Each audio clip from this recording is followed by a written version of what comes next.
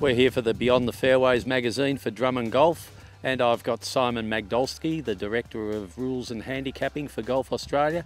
And Simon, we're going to be talking about the teeing ground today. Yeah, a couple of things going on with the teeing ground. The first thing we're looking at is what actually constitutes the teeing ground. Where does it start? Where does it finish? How big an area have you actually got to play from?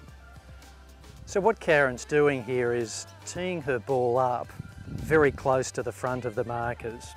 So where does the actual teeing ground start? The teeing ground starts from the front edges of the two tee markers and it cuts straight across.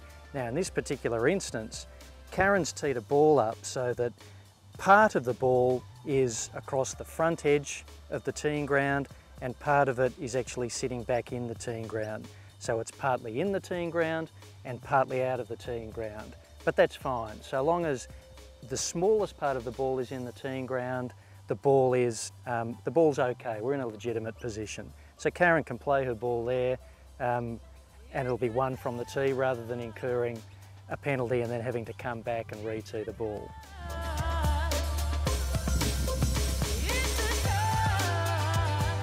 So in this particular instance, Karen's teed her ball so that no part of the ball is within the teeing ground.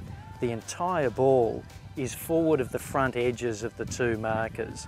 Now if Karen plays a ball from this position, she incurs a two-stroke penalty in stroke play and she has to come back and play another ball from within the teeing ground.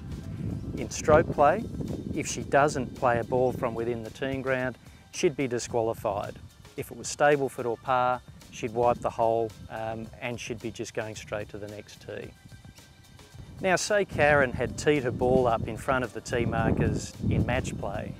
The procedure here is that there's no actual stroke penalty, but her opponent has the option of immediately asking Karen to replay the stroke. So if Karen from outside the teeing ground hits a ball into the trees, her opponent will probably just let that stroke stand.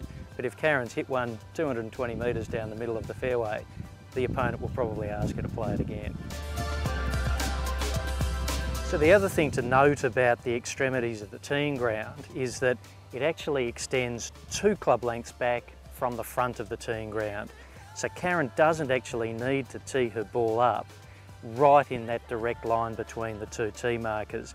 She can come right back here so that she's almost 2 club lengths from the front of the teeing area, but not quite. So this ball, this is fine.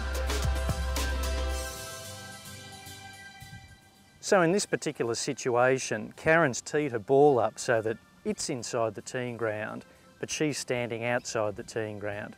Is that okay? That's fine, no problem whatsoever.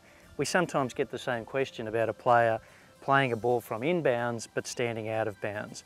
Again, so long as the ball is inbounds, that's fine. Karen would be free to play the ball from this position.